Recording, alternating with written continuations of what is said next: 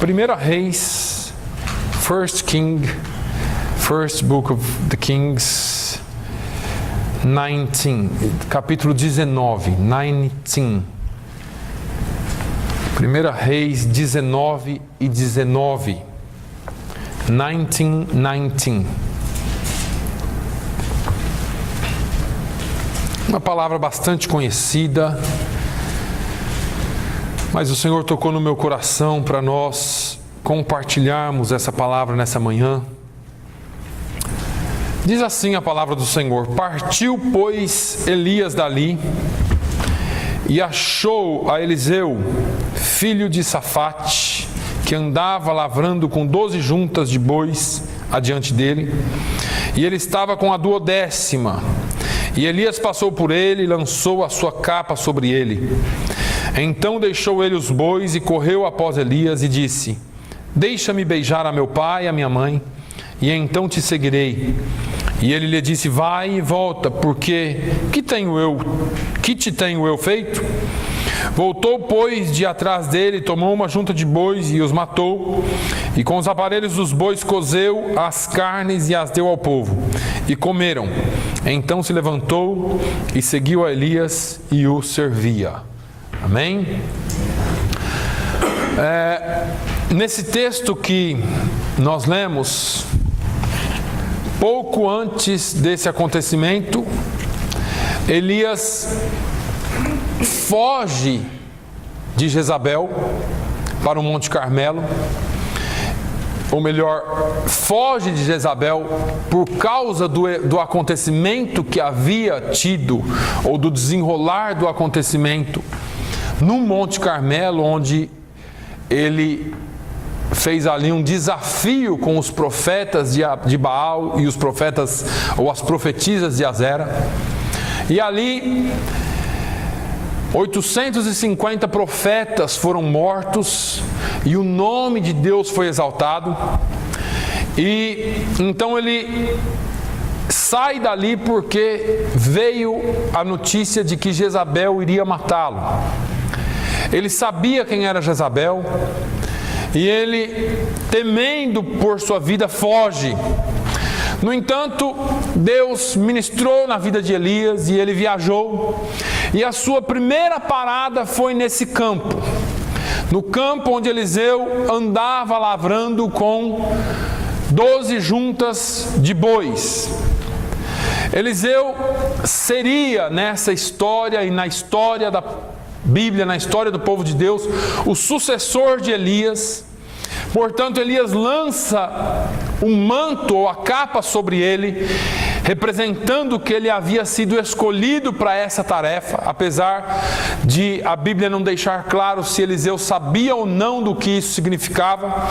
Mas Eliseu mata os bois com que ele trabalhava, queima ali os arados que ele trabalhava, deu adeus à sua família, ao seu pai e à sua mãe, e seguiu Elias de acordo com a vontade de Deus para a sua vida. Eu quero falar nessa manhã sobre essa história e esse texto, e foi até interessante porque meu sogro estava mexendo no meu computador e ele viu o título. E eu intitulei Vacas Mortas e Arados Queimados. Porque quando Eliseu deixou sua antiga vida, ele destruiu todos os resquícios da sua antiga atividade e se entregou totalmente a Deus. Então nós vamos falar um pouquinho sobre isso aqui. Mas antes eu quero usar outros 2 exemplos da Bíblia. Nós temos vários, mas eu quero usar 2 outros exemplos da Bíblia para eu ilustrar para você como que isso aconteceu, e nós vamos aprender um pouquinho juntos aqui daquilo que Deus quer para nós nos dias de hoje. Diante de tanta indecisão, diante de tantas pessoas que abandonam a fé, diante de tantas pessoas que se confundem no meio do caminho, ou desistem no meio do caminho, ou olham para trás no meio do caminho, eu quero falar um pouquinho daquilo que Deus falou comigo nessa semana.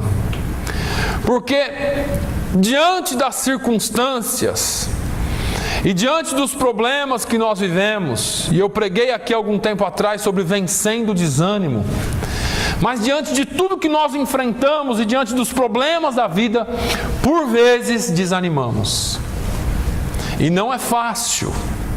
Não é fácil quando, como Elias, dizemos para Deus: Senhor, eu estou sozinho. E às vezes Deus nos mostra que não estamos sozinhos, que tem 6.000 profetas ainda escondidos por aí, que tem ainda 6.000 homens e mulheres de Deus que estão por aí. E esses 6.000 não é um número exato nos nossos dias, naquela época era, mas Deus sempre nos mostra que existe ainda um exército pronto a guerrear e batalhar por almas e pelo reino de Deus.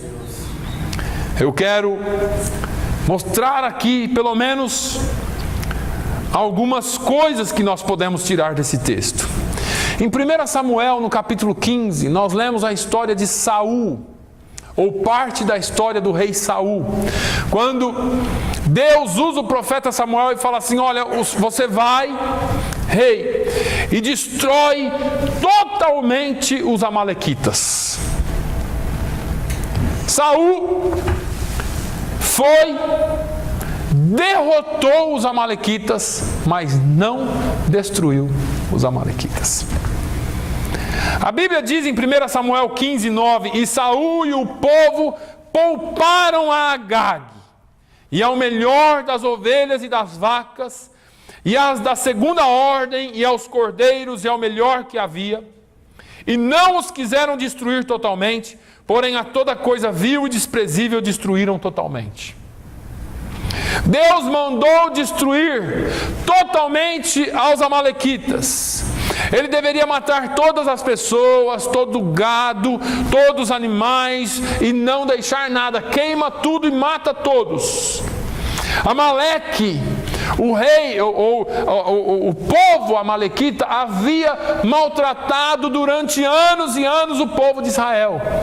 E você pode perguntar assim: pastor, mas como que Deus daria uma ordem dessa? Era o juízo de Deus sobre aquele povo no Antigo Testamento. Saul não tinha direito de questionar o juízo de Deus.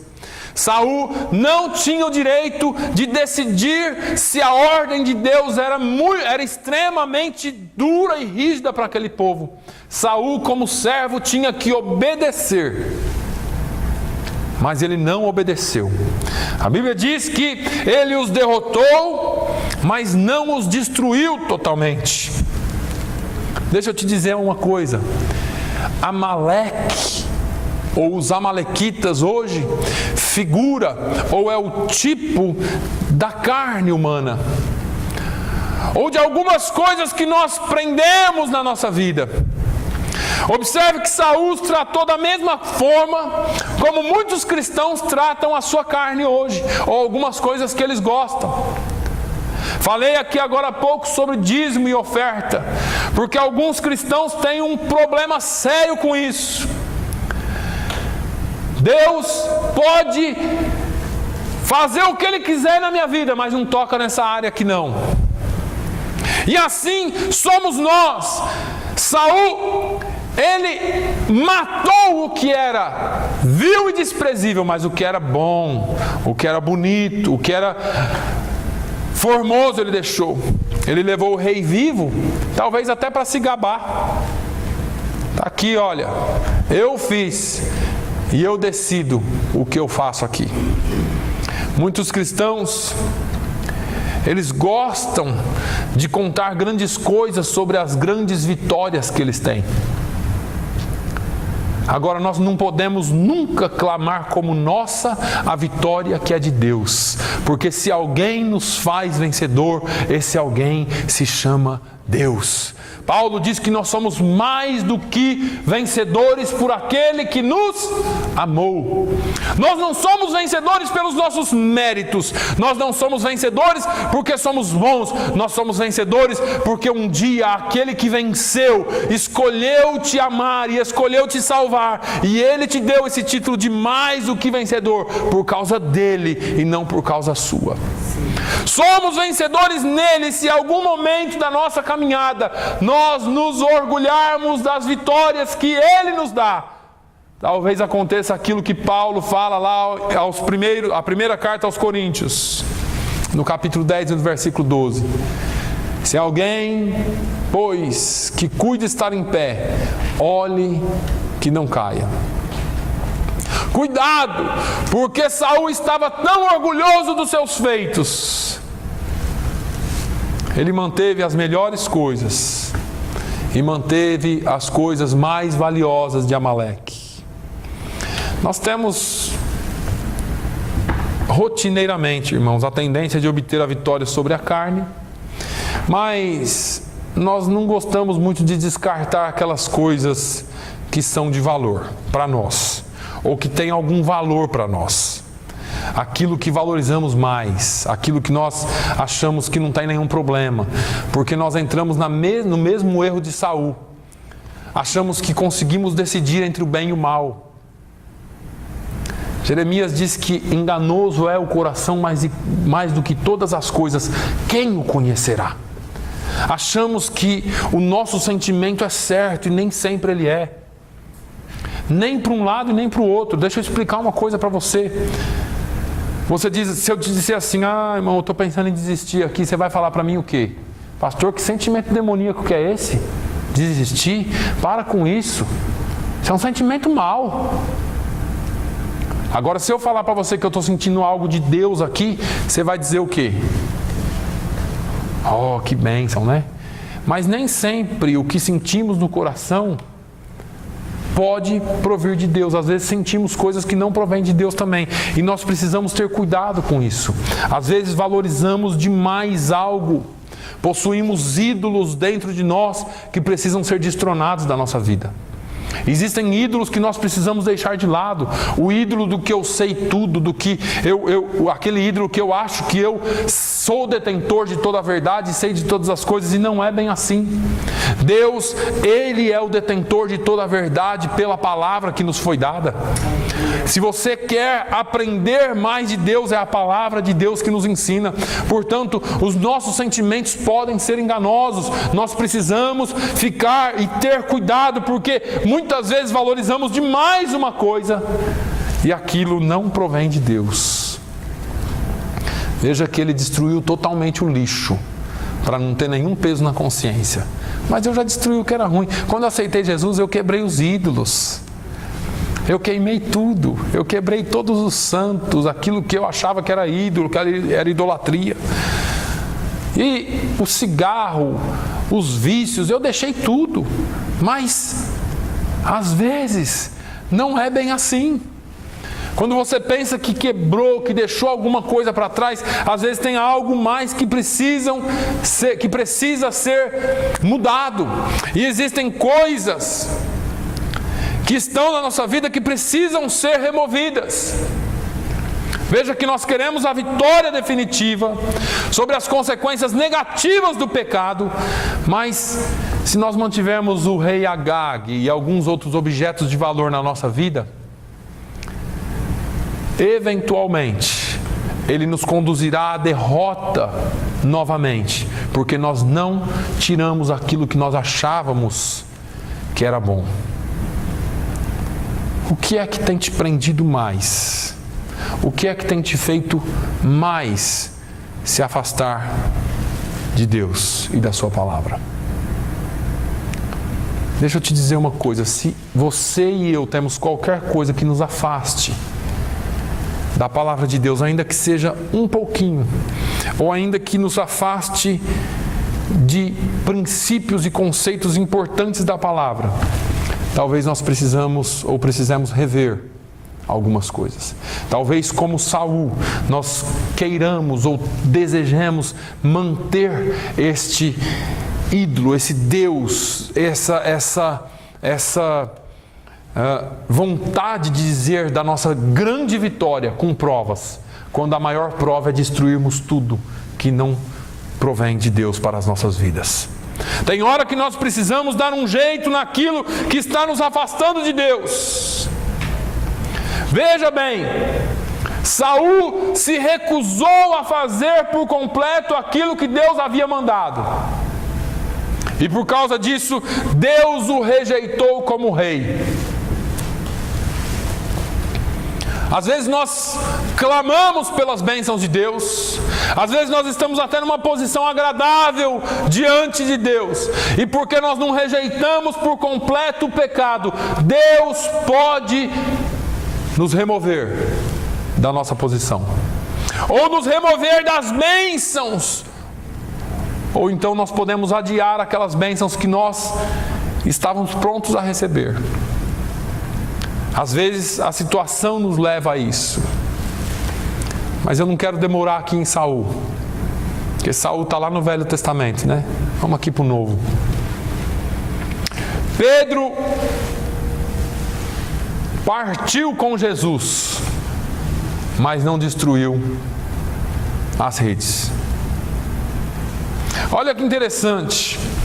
Em Mateus 19, 27, Pedro disse: nós deixamos tudo e te seguimos. Pedro estava falando com Jesus. Pedro estava meio preocupado com esse negócio de aposentadoria. Como vai ser no final? Jesus, nós deixamos tudo e te seguimos. Aí, Mateus 4,19 diz que Pedro e André deixaram suas redes para seguir Jesus. E é verdade. Quando Jesus chamou, ele estava na praia, Pedro estava lá lavando as redes, e Jesus passou e disse: segue-me, e eles seguiram a Jesus. No entanto, Pedro nega Jesus, e depois até da ressurreição de Cristo, lá em João 21, nós vemos Pedro tomando uma decisão interessante: vou pescar. Vou pescar. Veja que Pedro recebeu o chamado de Jesus. Ele abandonou as redes, abandonou o barco, ou deixou o barco de lado, mas ele não destruiu nem rede e nem barco. Isso aqui, meus irmãos, é uma das coisas que nós precisamos aprender. Quando a dúvida bateu em Pedro, quando a decepção, o desânimo, a dificuldade chegaram, ele sabia onde encontrar uma muleta, ele sabia onde encontrar sua antiga vida e voltou para ela. E assim muitos cristãos, quando bate o desânimo, quando bate a decepção por causa das nossas falhas com Deus, porque Deus não decepciona ninguém, é você que se decepciona com Deus por causa da sua expectativa errada para com Deus. Quando nós esperamos de Deus aquilo que Ele não nos prometeu, aquilo que Ele não falou e aquilo que Ele não disse que ia fazer e não acontece, a tendência do ser humano é se decepcionar com Deus, enquanto você deveria se decepcionar com você mesmo por ter acreditado em algo que não é de Deus. E aí decepcionamos com Deus, então nós temos a tendência de voltar para a nossa antiga vida. Eu me lembro quando eu fui tomar a decisão, quando eu tomei a decisão de vir para cá, no meu trabalho no estado de São Paulo, eu tinha o direito de pedir 2 anos de afastamento e voltar dentro da mesma função, recebendo o mesmo salário. Eu podia ficar 2 anos afastado do estado e depois voltar. Quem já foi funcionário público sabe como funciona. E quando eu fui pedir para sair, várias pessoas me orientaram a não sair, a não deixar de vez. Pede afastamento e vai lá. Se não der certo, você volta. Pelo menos você tem uma segurança aqui. E por alguns minutos eu pensei nisso, mas eu disse: não. Eu não quero correr o risco de, por qualquer coisa, eu voltar. E se eu tivesse deixado, talvez eu tivesse voltado, porque foram anos difíceis os primeiros anos. Ainda são. Mas a nossa segurança tem que estar em Deus. Não num trabalho, não em alguma coisa que nós temos física palpável. Eu me lembro de Abraão, quando Deus disse lá em Gênesis 12, Abraão, sai da tua terra, da casa do teu pai, do meio da tua parentela, e vai para um lugar onde eu te mostrarei. Abraão, ele não pediu a Deus uma segurança palpável. Abraão não pediu nenhuma garantia, até porque Deus não dá garantia. Porque o nome dele já é garantia sobre todas as coisas. Deus não precisa assinar nota promissória.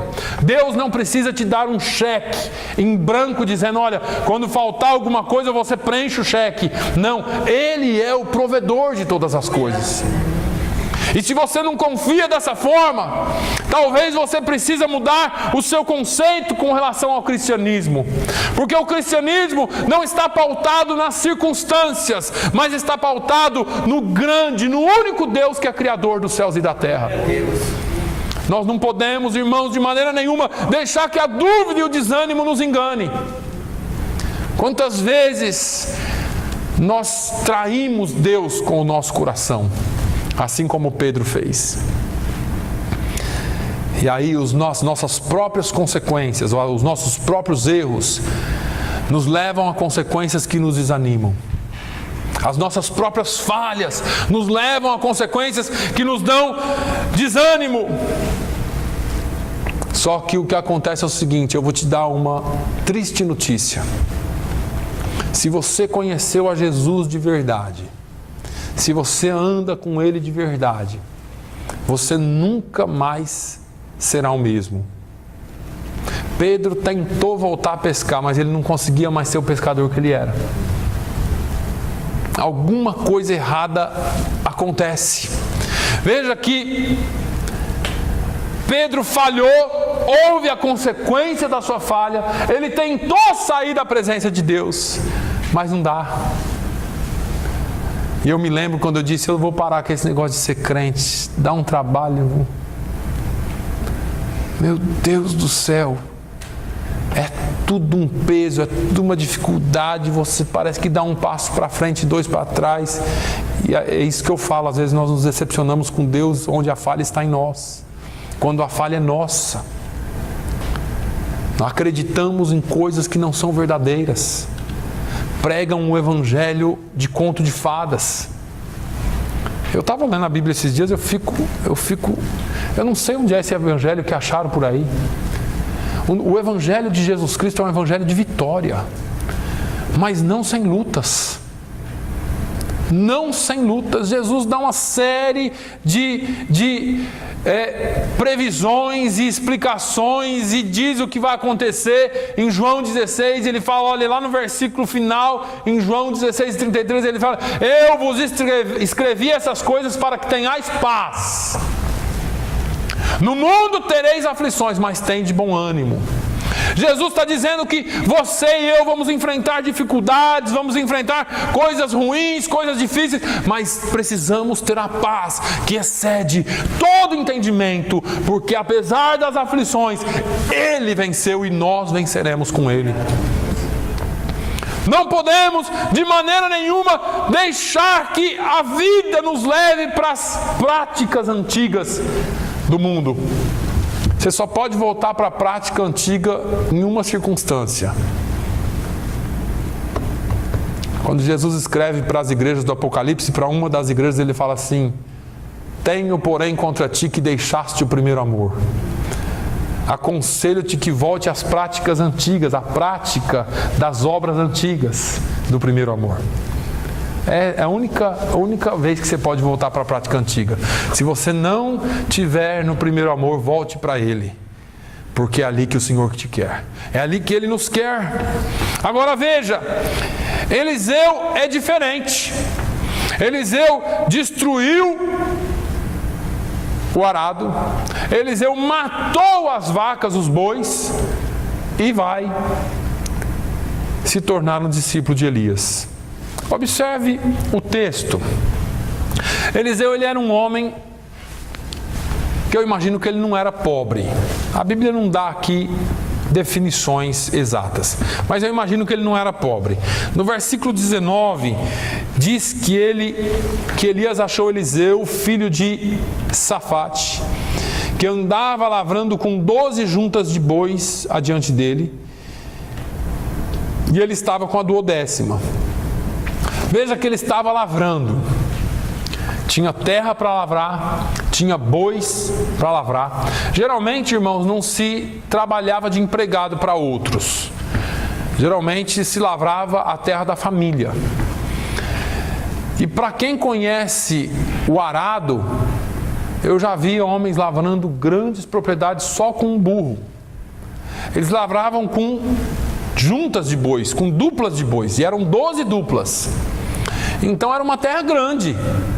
Porque se fosse um lote pequeno, não precisava de 12 juntas. Era só um boi cuidava do assunto. Então, eu imagino que ele não era um homem pobre. Aquelas outras pessoas deviam fazer parte da família. E eles estavam ali lavrando com aquelas 12 juntas, que era uma boa terra. Eliseu era um homem trabalhador. Era um homem trabalhador.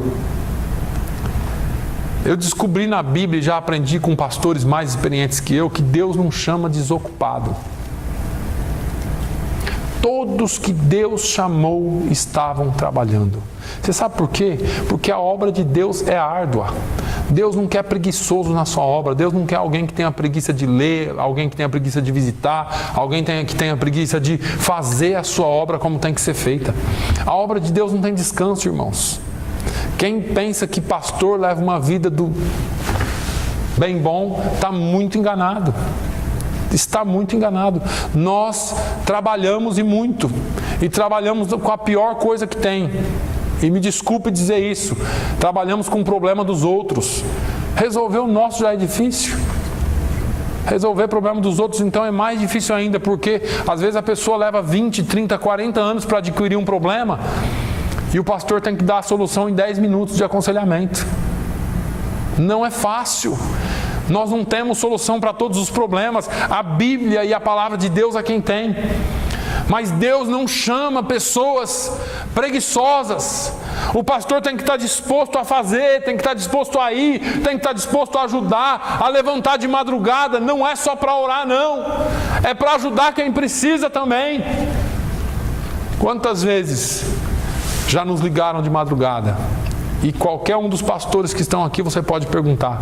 Quantas vezes as pessoas não procuram no momento de desespero?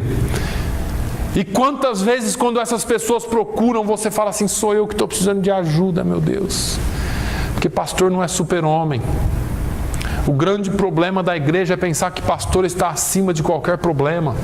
E eu não tenho nenhum problema em dizer isso, irmãos, porque a igreja precisa entender que todos nós somos dependentes e carentes das orações dos santos e dependentes da graça e da misericórdia de Deus.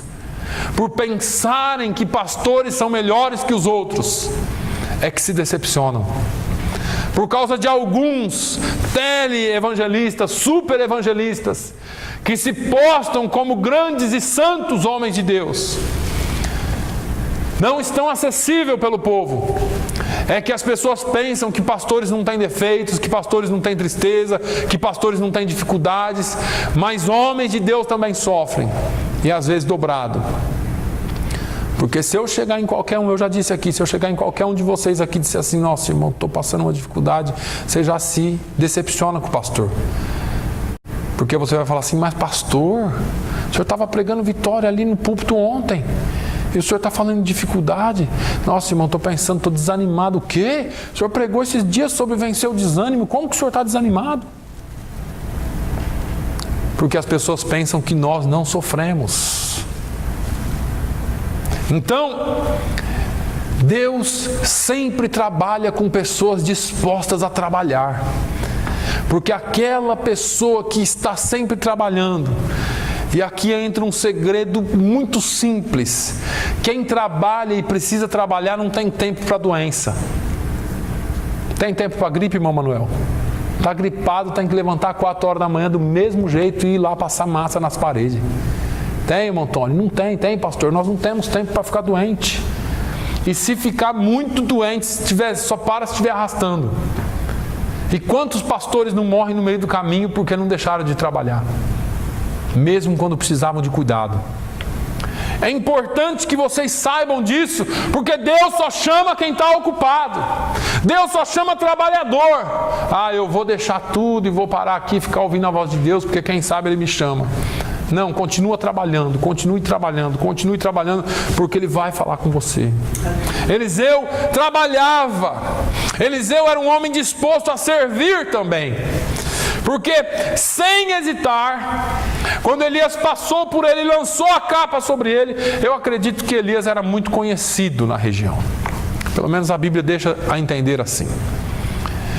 E talvez fosse o costume da época que o sucessor do profeta teria um sinal mais ou menos assim. Talvez quem conhece de história bíblica do Velho Testamento possa te dizer melhor. Mas eu não quero aqui ser tão profundo, porque não é uma aula de teologia. Mas eu quero te dizer que Eliseu estava pronto a servir. Ele seguiu Elias, mesmo talvez sem saber o que aquilo significava. O único pedido que ele fez é que Elias deixasse que ele fosse e se despedisse dos seus pais. Se despedisse da sua família. Então Elias lembra e deixa bem claro para Eliseu quando ele diz assim: vai e volta, porque o que é que eu te falei? O que é que eu te disse? Ou o que é que eu te tenho feito? Falando para ele: olha, eu lancei a capa sobre você. Você sabe o que isso significa? E Eliseu provavelmente deve ter respondido: sei, eu vou voltar. E ele foi e queima os aparelhos, usa o arado para fazer uma churrasqueira, e assa ali os bois, e distribui para os seus familiares. E ele mostra aqui que ele era um homem que estava disposto a seguir. Mas ele era também um homem que não estava preso a algumas coisas dessa vida. Eu sei que a família é muito importante. Eu sei que a família faz falta. A Macida também sabe, a Luísa, pastor Carlos, cada um de nós aqui sabemos, porque nós somos imigrantes. Principalmente para os nossos filhos, que crescem sozinhos. Eu vi a mudança que foi dentro da minha casa só nesses 2 ou 3 dias. Como os meus filhos brincam, passam tempo com os avós. Eu sei que a família é importante, mas quando Deus chama, Jesus disse assim: olha, ninguém que tenha deixado pai, mãe, irmão, parentes, família, por amor ao meu nome, não receba 100 tantos nessa vida e muito mais na vida que há de vir. Quando eu e você deixamos a nossa casa, talvez você deixou a sua casa para trabalhar nos Estados Unidos. Você deixou sua casa pensando isso. Deus, quando trouxe você para cá, tinha outro pensamento a seu respeito. E hoje você está aqui salvo. Hoje você está aqui transformado. Hoje você está aqui servindo a Ele. Mas alguns de nós temos o coração tão preso lá longe. Alguns de nós ainda estamos presos à família, aos problemas que acontecem lá. E isso atrapalha que nós estejamos com eles e estejamos servindo a Deus aqui. Eliseu, ele não estava muito preso. Ele tinha amor, porque ele pediu para ir despedir. Mas quando ele deixou, você vai ver o ministério de Eliseu. Ele cumpriu o ministério dele da forma como Deus o chamou e da forma como ele pediu a Deus. Eliseu não estava preso aos amigos. Algumas vezes nós nos prendemos aos amigos. E quando Paulo fala de jugo desigual, ele não está falando só de marido e mulher. Ele está falando daquelas pessoas com quem nós caminhamos, daquelas pessoas com quem nós nos aconselhamos, daquelas pessoas com quem nós ouvimos as coisas que eles falam o dia todo. O salmista, no Salmo 1, diz que é bem-aventurado o homem que não se assenta na roda de tais pessoas que são escarnecedoras. Se os seus amigos não te aproximam de Deus, eles não são neutros, eles te distanciam de Deus. E nós precisamos, irmãos, saber tomar decisões na nossa vida. Porque se algum desses amigos ainda são como o rei Agag ou as preciosidades que a terra tem para nos oferecer, é momento de você matar e queimar tudo isso na sua vida, para que você sirva a Deus com integridade, para que você realmente sirva a Deus da forma como Ele quer que você sirva. Eliseu se despediu dos amigos. Ele se despediu dessa convivência diária que nós temos, que é algo terrível, porque não é fácil abandonar família, não é fácil abandonar aqueles que nós amamos para fazer a obra de Deus. E eu não estou dizendo que você tem que abandonar, eu estou dizendo que nesse caso aqui foi, mas como cristãos, nós precisamos entender que se formos chamados a isso, faremos. Ele se despediu da segurança financeira, porque, como eu disse, não havia garantia. E quando nós deixamos o mundo para trás, a segurança financeira para trás, para servir a Deus, às vezes, irmãos, alguns de nós estamos presos a isso. Como que eu vou fazer? Sabe que eu debati com Deus durante 2 anos, não por mim, mas pela minha família. Eu falava: Senhor, como que eu vou sustentar minha casa? Como que eu vou sustentar minha esposa? Eu não sou sozinho, eu sozinho me viro, eu dou um jeito, mas eu tenho mulher e 2 filhos, como que eu vou fazer? E Deus me falou: olha, eu vou te mostrar como é que eu sustento você e a sua casa. E Deus tem provado isso a cada dia. Nós precisamos deixar a segurança financeira de lado às vezes, porque a nossa segurança não está nas finanças.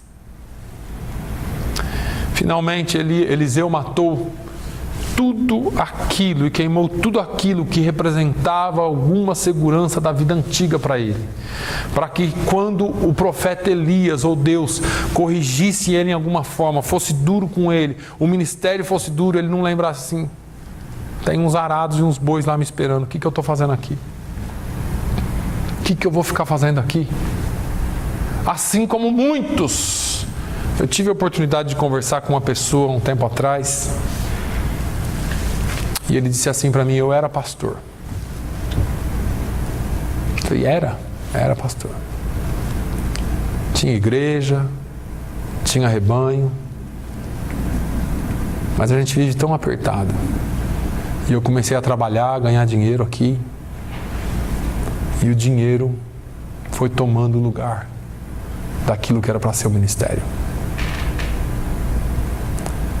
E eu abandonei o ministério. E ele disse assim: eu vivo a vida, mas eu sou uma pessoa decepcionada comigo mesmo, porque eu deixei aquilo que Deus me chamou para fazer. E ele confessou isso para mim. E eu fiquei muito triste, porque ele não é o único. Quantos já abandonaram e voltaram a fazer aquilo que faziam antes? Alguns não querem nem ser chamados de crentes. Alguns não querem nada com a igreja, nada com o crente, não aceita visita, não aceita conselho, vivem as suas vidas. Mas existe lá dentro alguma coisa ainda que talvez eles chorem escondido. Talvez eles talvez abafaram aquilo para não sofrer. Que Deus nos guarde disso. Precisamos dar adeus ao nosso pecado. Precisamos dar a Deus aquilo que nos segura ainda no mundo, ou que nos prende ainda ao mundo. Precisamos matar as nossas vacas, os nossos instrumentos que nos afastam ainda de Deus, ou nos dá ainda alguma segurança nesse mundo. Precisamos destruir totalmente o nosso desejo carnal. Precisamos queimar os instrumentos de iniquidade que nos afastam de Deus. Porque enquanto nós mantivermos algum vínculo com isso, o nosso vínculo com Deus está comprometido. Se existe alguma coisa que está nos afastando ou comprometendo a nossa vida com Deus por completo, nós precisamos queimar já. Precisamos dar um jeito nisso já, porque senão nunca serviremos a Deus por completo. E nem da forma como deveríamos servir. Eu só vou fazer um comentário aqui. Isso não é indireta para ninguém. Mas perceba você, como vir à igreja se tornou um negócio tão... Se der, eu vou. Se não der, eu não vou. Alguns realmente precisam. Alguns realmente trabalham, têm seus afazeres, está lá, não pôde vir nesse dia, não tem problema. Mas outros simplesmente não vêm. Porque ontem à noite foram numa festa e ficaram até muito tarde, porque tinha alguma coisa diferente para fazer, porque tinha a pescaria para ir. E não me julguem mal, irmãos, eu entendo que nós vivemos num lugar que o verão é curto. Tem pessoas de férias, eu entendo isso. Se eu pudesse, eu também teria. Mas eu quero que você entenda que a igreja é o lugar onde a família se reúne para adorar a Deus coletivamente. Quando as pessoas dizem assim, eu não preciso ir na igreja porque eu adoro a Deus. Hebreus 10 e 25 fala bem sobre isso. Não deixando a vossa congregação. Não deixe de buscar a Deus. Faça disso um compromisso fiel com Deus. Não comigo. Porque nós não... Vamos à igreja num dia, porque não deu, no outro dia porque não estava afim, no outro dia porque tinha outra coisa, e quando nós vemos, nós estamos totalmente afastados da comunhão com os irmãos. E se tem uma coisa que o diabo quer é ovelha isolada, porque a ovelha isolada é mais fácil de comer, é mais fácil de engolir. E lobo, ele não ataca o rebanho, ele isola a ovelha primeiro, depois ele mata. Nós não podemos nos isolar. Nós não podemos estar sozinhos. Porque sozinhos nós não vamos a lugar nenhum. Deixa aquelas coisas que te afastam de Deus bem longe. E se aproxime mais de Deus. Se aproxime mais daquilo que Deus quer que você seja. Amém? Pai, eu te louvo, eu te agradeço. Eu exalto o teu nome, Senhor. Obrigado por essa palavra, Jesus. Eu sei que muitas vezes nós falhamos. Muitas vezes nós não te obedecemos como o Senhor quer que obedeçamos. Muitas vezes nós fazemos da forma errada. Não queimamos os aparelhos, não matamos os bois, não fazemos ou não destruímos as redes e nem o barco. Nem sequer vendemos, antes tivéssemos passado adiante. Ficamos presos a coisas que não éramos para estar presos. Meu Deus, que nenhum sentimento, nenhuma saudade do Egito venha sobre nós.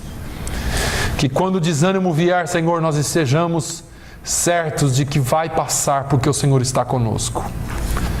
Quando a tristeza vier, Senhor, vai passar, porque a Tua paz inunda o nosso coração.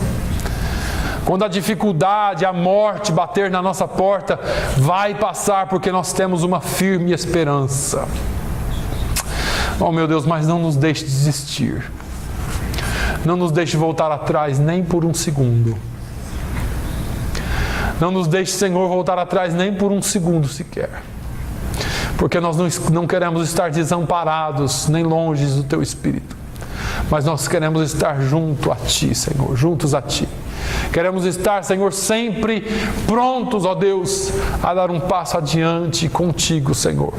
Ainda que seja escuro, ainda que seja difícil, mas nós queremos estar contigo.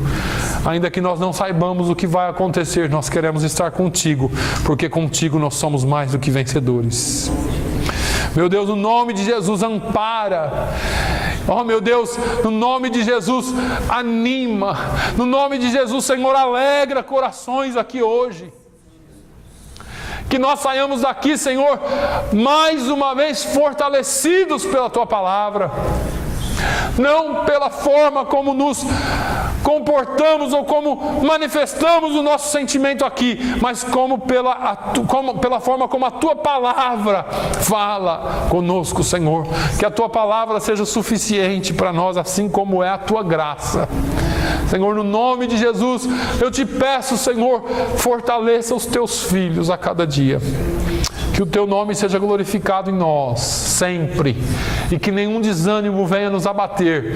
Que nenhuma decepção venha nos levar para longe de Ti. Mas que nós saibamos que tudo que o Senhor faz é para o nosso bem e para o nosso crescimento em Ti, Senhor. Pai, nós Te louvamos e Te agradecemos. Pedimos uma semana abençoada.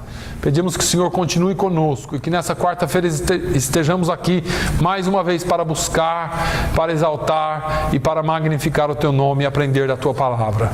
Senhor, fica conosco durante essa semana. Que os demais trabalhos que serão feitos ainda hoje nas igrejas da região sejam para a glória e honra do Teu nome. Continue a salvar vidas, continue a trazer e a nos usar, Senhor, sempre para a Tua honra e para a Tua glória. Nós Te pedimos no nome de Jesus.